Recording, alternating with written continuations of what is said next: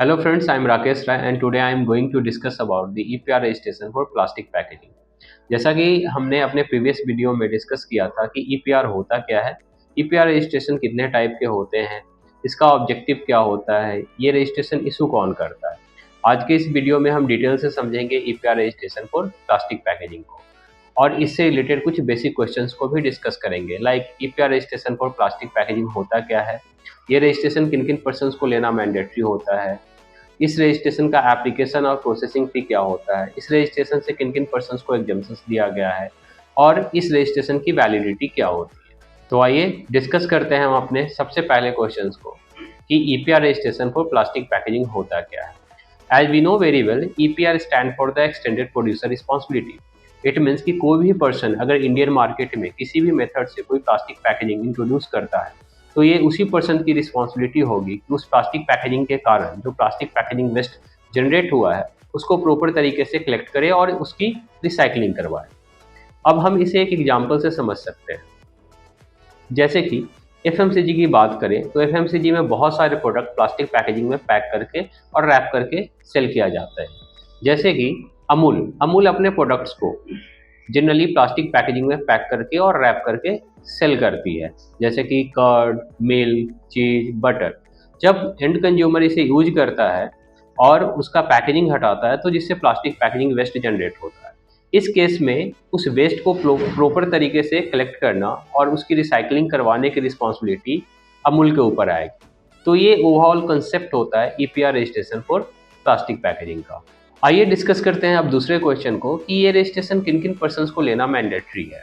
ये रजिस्ट्रेशन पीआईबीओ को लेना मैंडेटरी होता है। PIBO stand for the producers, importer and brand owner. आइए हम समझते हैं वन बाय वन कि प्रोड्यूसर्स का मतलब क्या होता है, इंपोर्टर का मतलब क्या होता है और ब्रांड ओनर का मतलब क्या होता है। प्रोड्यूसर्स का सिंपल सा मतलब होता है कि कोई भी पर्सन प्लास्टिक पैकेजिंग मैन्युफैक्चर करके इंडियन मार्केट में सेल करता है, उसे प्रोड्यूसर्स कहा जाता है। इंपोर्टर का मतलब क्या होता है कि कोई भी person directly plastic packaging import करके सेल कर रहा है या बाहर से कोई भी प्रोडक्ट इंपोर्ट कर रहा है जिसमें प्लास्टिक पैकेजिंग लगी हुई है और उसे सेल कर रहा है तो उसे इंपोर्टर माना जाएगा और उसे इंपोर्टर की कैपेसिटी में रजिस्ट्रेशन लेना पड़ेगा। Third one, brand owner. Brand owner का सिंपल सा मतलब ये होता है कि कोई भी पर्सन कोई भी प्रोडक्ट प्लास्टिक पैकेजिंग में पैक करके बेच रहा है अपने रजिस्टर्ड ब्रांड के अंदर और ट्रेडमार्क के अंदर तो उसे ब्रांड ओनर माना जाएगा। तो इस केस में तीन पर्सन्स को रजिस्ट्रेशन लेना मैंडेटरी होता है, प्रोड्यूसर्स, इंपोर्टर और ब्रांड ओनर। आइए डिस्कस करते हैं थर्ड क्वेश्चन को। इस रजिस्ट्रेशन से किन किन पर्सन्स को एग्जम्पशंस दिया गया है।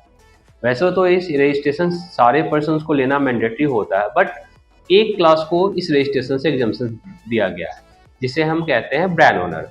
उसमें भी जो माइक्रो और स्मॉल की कैटेगरी में फॉल करते हैं। तो कोई भी ब्रांड ओनर जो माइक्रो और स्मॉल की कैटेगरी में आता है उसे इस रजिस्ट्रेशन को लेना मैंडेटरी नहीं होता है। आइए डिस्कस करते हैं अपने चौथे क्वेश्चन को कि इस रजिस्ट्रेशन की वैलिडिटी क्या होता है। इनिशियली ये रजिस्ट्रेशन 1 ईयर के लिए इशू किया जाता था, बट बाद में लॉ में अमेंडमेंट करके इसे लाइफ टाइम के लिए वैलिड कर दिया गया है।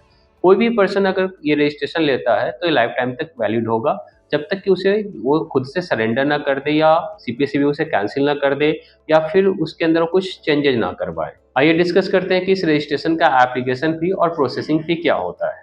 इस रजिस्ट्रेशन का एप्लीकेशन फी और processing fee expected plastic packaging waste के अकॉर्डिंग वैरी करता है। किसी एंटिटी का expected plastic packaging waste less than 1000 tonne per annum है तो उसे 10,000 गवर्नमेंट फी पे करना पड़ता है।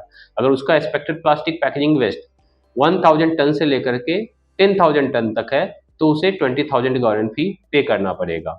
और अगर किसी एंटिटी का expected plastic packaging waste per annum more than 10,000 है तो उसे 50,000 गवर्नमेंट फी पे करना पड़ेगा at the time of registration. तो ये होता है application processing fee.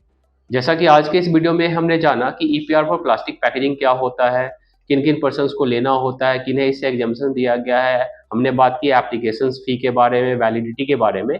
Next video में हम डिटेल से समझेंगे कि EPR registration for e waste क्या होता है और उससे रिलेटेड कुछ बेसिक क्वेश्चंस को डिस्कस करेंगे। Thank you.